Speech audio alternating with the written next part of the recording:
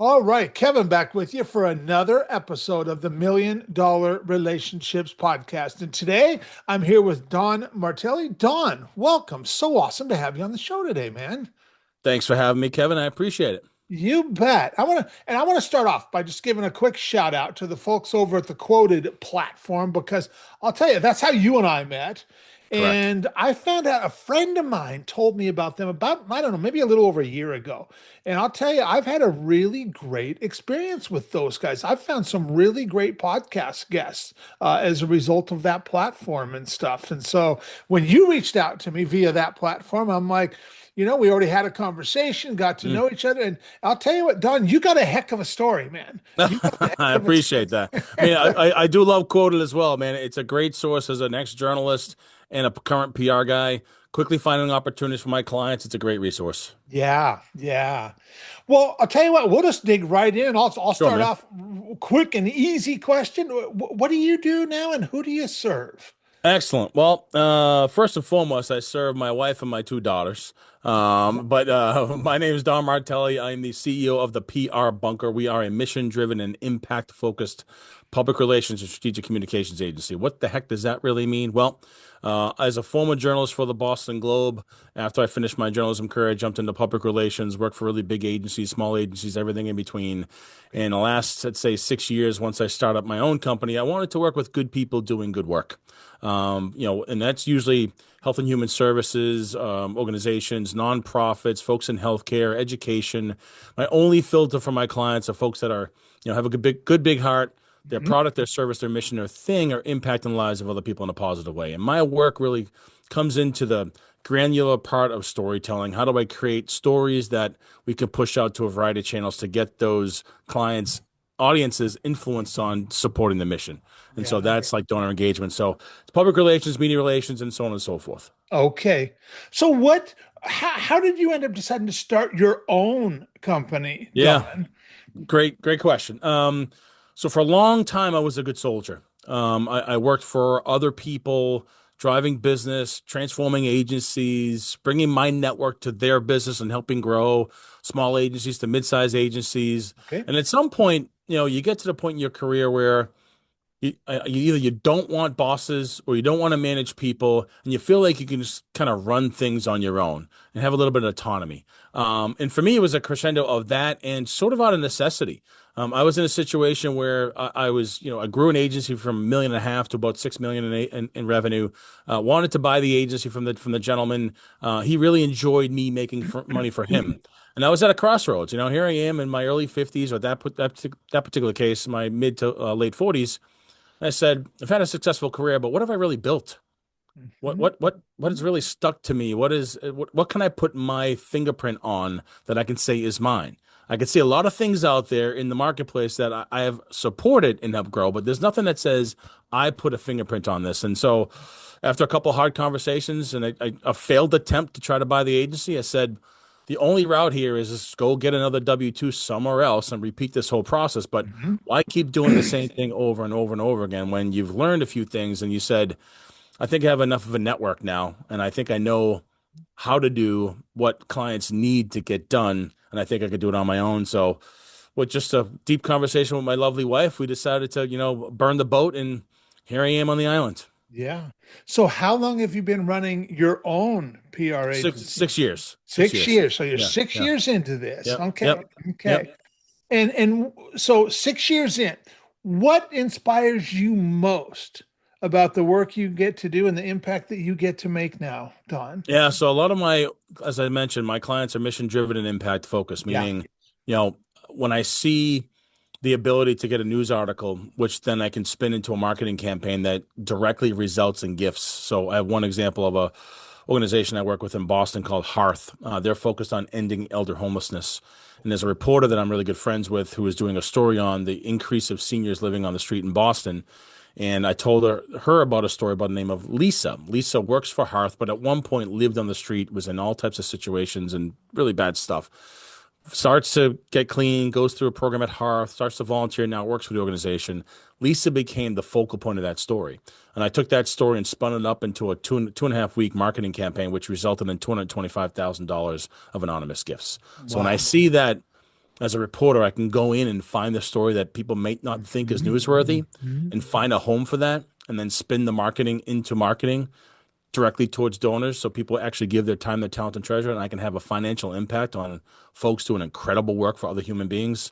Yeah. That's the impact I want to make. Okay. So how do clients find out about you guys, Don?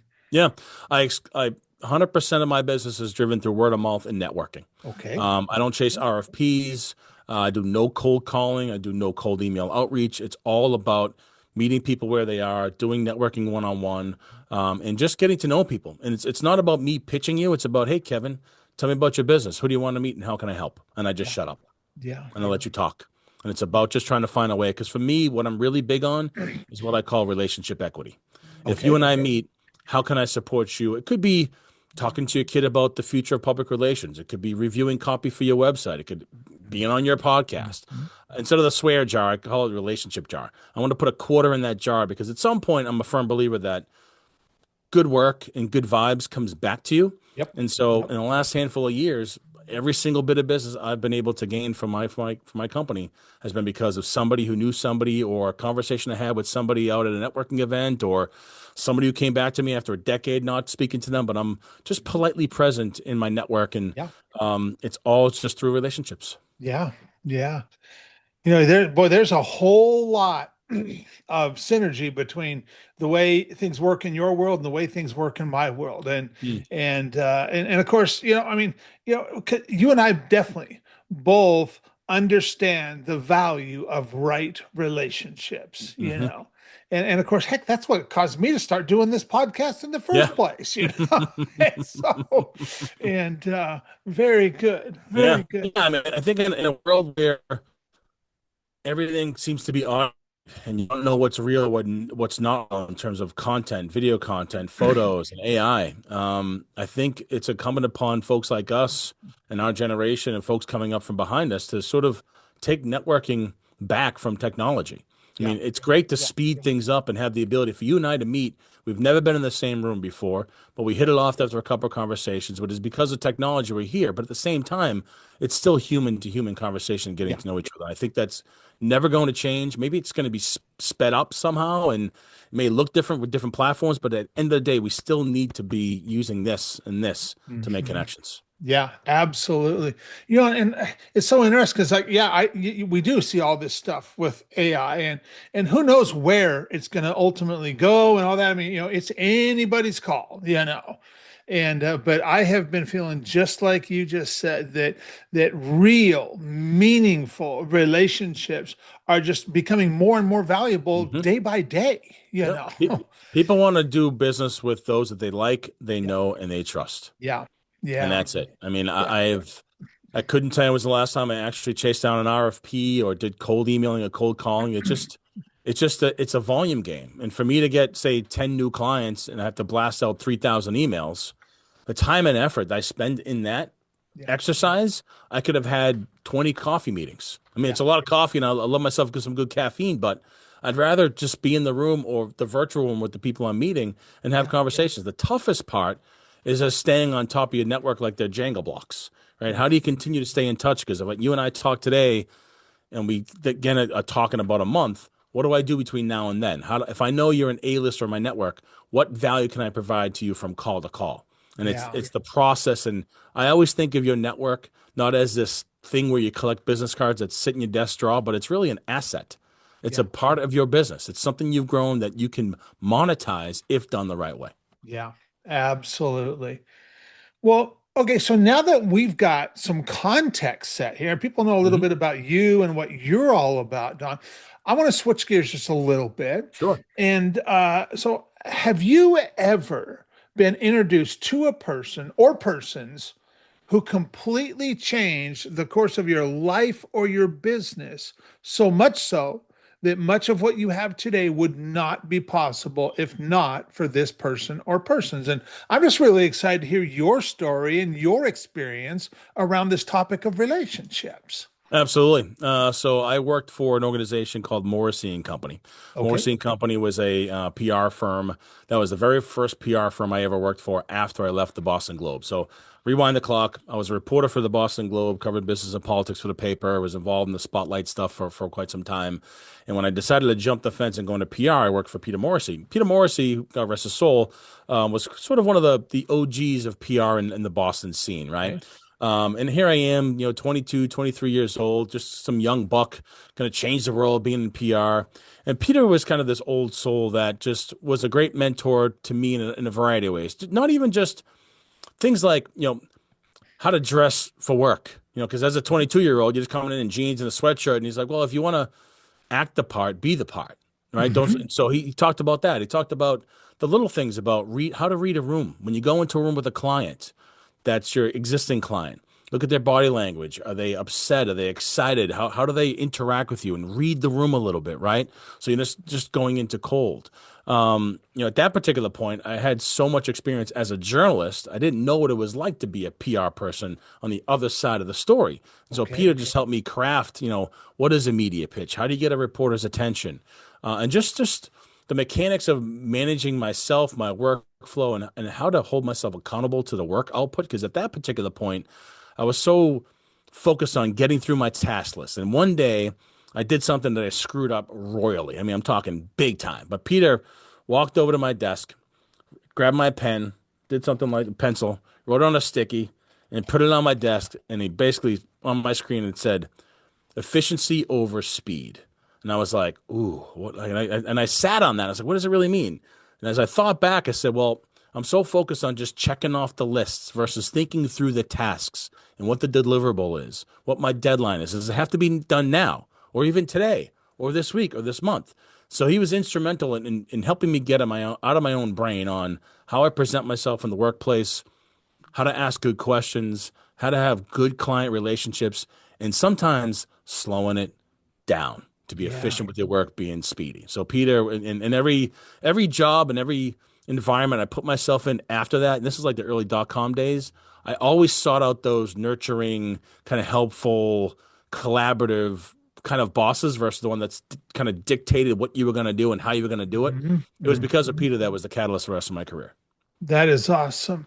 And yeah, and what a like weight lifted that must have felt like, that Mm, you don't have to be just go, go, go, this hustle and grind kind of yeah. mentality, that we really can just like step back Hmm. and slow down and be far more effective at doing Hmm. what we do. Yeah. Yeah. I mean, look, I tell you what, I wish I realized what the heck he was talking about when he put that sticky on my computer, but it wasn't probably until my early 30s that it clicked. Yeah. Because in those days, you're just a young buck, you're trying to, make some money and bang through the work, and all of a Mhm. sudden, yeah, Peter, yeah, sure, sure. But like, it's like your parents, right? You find yourself at my age with two kids who are 22 and 19 doing the same stuff my parents did. When you said, I'm never going to do what dad did, right? But it's the same thing in business. You've got those mentors that are just telling you because they've gone through the stuff. They did Yeah. this when they were your age. Yeah. So Mhm. anytime I meet a young person who's coming into this business, I say, look, I might sound like one of your parents, but I'm not BSing you here. This is legit. And at some point, if you hear this and write it down, you may not follow through, but when you're in your probably late 20s, early 30s, the adult light bulb is going to turn on. You're going to go, oh, Mhm. he was right. Mhm. And you're going to regret it, but also you're also going to embrace it and you're Yeah. going to act on it. So for me, it was I got that speed, efficiency over speed, thought about it, kind of brushed it off as I got older. And as I started to mentor and have people under me, and I'd see a press release come over with a misaligned headline, the lead wasn't good, or just I knew it was rushed. I do the same thing. Grab a sticky note, efficiency over speed, and put it on the desk. And they say, "What's this about, Don?" And I would tell them that story about Peter. And Yeah. so it's not just an impact that he had on my life and my professional development, but everybody that keeps coming back to me years and years after mentoring them, it's Mhm. because of what Peter set me up. It's like I'm a good golfer because I had a good caddy. Yeah. You bet. Yep. Well, and so I know there's two more people that you want to honor and talk about too. So, Yeah, yeah. So one's my old man. So I okay. lost him at the very young age of 56. But what I learned from him was it's ironic. I didn't learn this until after I was standing by his casket at his wake.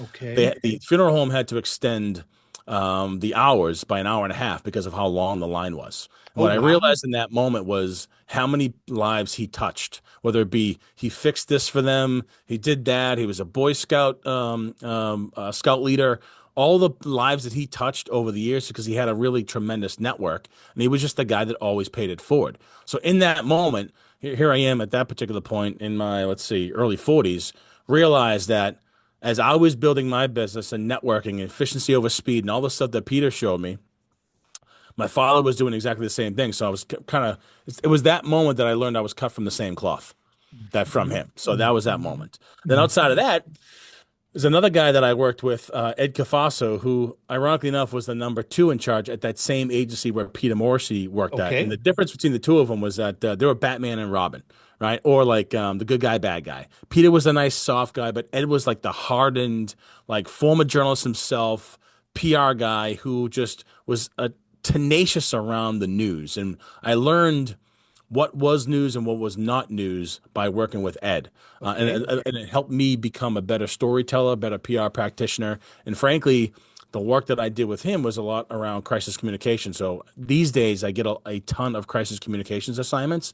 And it's because of the work that I did with Ed in those days. So Peter and Ed, those, Batman and Robin, in that 7 years I worked for those two guys, instrumental. And ironically enough, my father had attributes of both Ed and Peter, which is sort of this triangulation of people that had influence in my life, both personally and professionally. Interesting. Wow.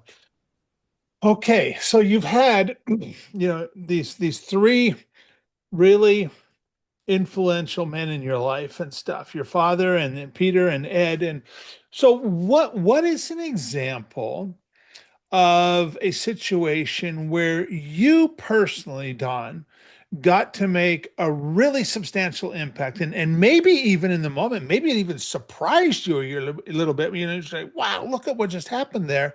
But yet you also know that never would have happened, that never would have been possible if not for your relationship with either Peter Hmm. or Ed or your dad.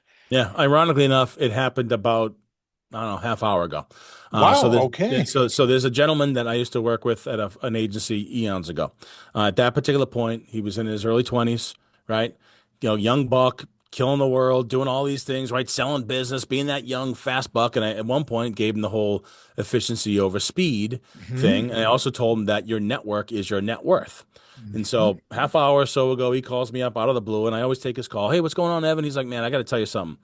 Goes, in the last 5 or 6 years, I've been solely focused on building my network, going to networking events, meeting people, and having a pay it forward attitude. And these days, he goes, I finally launched my own company. It's successful. I might be hiring people, and I just wanted to call you out of the blue to tell you thank you, because what you told me 6, 7 years ago was something that I didn't really thought of as much. But as I got older and I launched my own business, I recall just networking, meeting people where they are, paying it forward, and that efficiency over speed thing finally hit me. And he's now in his late 20s, early 30s, right? That same time frame that hit for me. Yeah. So it was Yeah. literally a full circle moment from Yeah. Peter and Ed and my old man, my mother to a certain degree. Those people in my life influenced me to be where I am. And Evan is one of half a dozen, if not 2 dozen people I've spoken to in the last month that have just said, you're onto something here. I said, well, I can't take credit for it. I owe Peter, I owe Ed. There's a whole laundry list of people before me who set that tone, and I'm just passing it on. Yeah. Wow.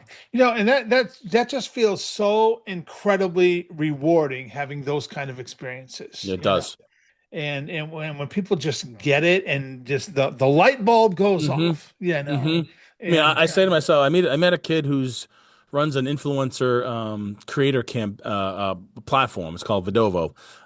And when I met him, he was 20 years old, senior in college, and at that particular point, had maybe a couple people on the platform. Talked to him about 2 months ago. He just hit $2 million in revenue, and he's graduating in May. And he's a young kid. yeah, And I said to myself, what the heck was I doing when I was 22 years old? I said, well, listen to Peter Morrissey about the things I should be doing to get my world together. But I've been helping him out, and he's solely exclusively focused on relationship-based selling, and it's been instrumental for his business. So I said, man, this is me paying it forward because I wish I was doing that in my early 20s. And Elijah is just so thankful for the counsel and the mentorship. And I'm like, look, again, I'm just paying it forward. But now he's working with his friends that are entrepreneurs. And so what I feel like Peter and others have done for me is I've planted these seeds, and that cycle will continue well beyond the time that I'm laying in the funeral home, and my daughters are sitting there watching me. When I died at 130 years old. There you go. Yeah. Yeah. With the line going around the block. Yeah, exactly. Or maybe the bar. Maybe at the Or bar, we're all having a couple beers. there you go. Well, for anybody that might be listening to this, thinking to themselves, man, Kev, I really like Don. I like who he is. I like how he shows up. And maybe they're thinking like, man, maybe it might be worthwhile having a conversation with him, either for myself, or maybe they're thinking of somebody else that like, man, I want to tell them about Don. Sure. Any websites, any resources we can share with folks, Yes, Don? simply, I've been in this online marketing PR game for quite some time, but two things to do. You can Google me and you'll find me all over the place. But most notably, go to prbunker.com. You'll Okay. find my booking link. You give a PR guy a microphone and an audience, I'll talk to anybody. I'm happy to pay it forward. I always say that I am not the be all end all when it comes to networking and building business. I just learned from a lot of really smart people and retained Yeah. it, and I've made it my own. And if I could pass on to other people in some way, shape, or form, I'm happy to do it. Yeah. Well, thank you for that. Is there any last thing that you feel led to share before we call it a wrap, Don?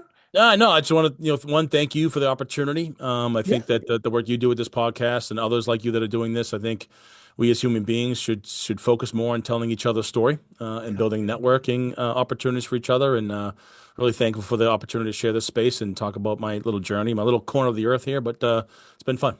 Yeah, absolutely. And I really appreciate you coming on, taking your time and just sharing from your heart and stuff. And yeah, man, I'm excited to get this out there and share it with folks. So I thank you as appreciate that. well, Don. Absolutely, man. I appreciate it. Thank you. You bet.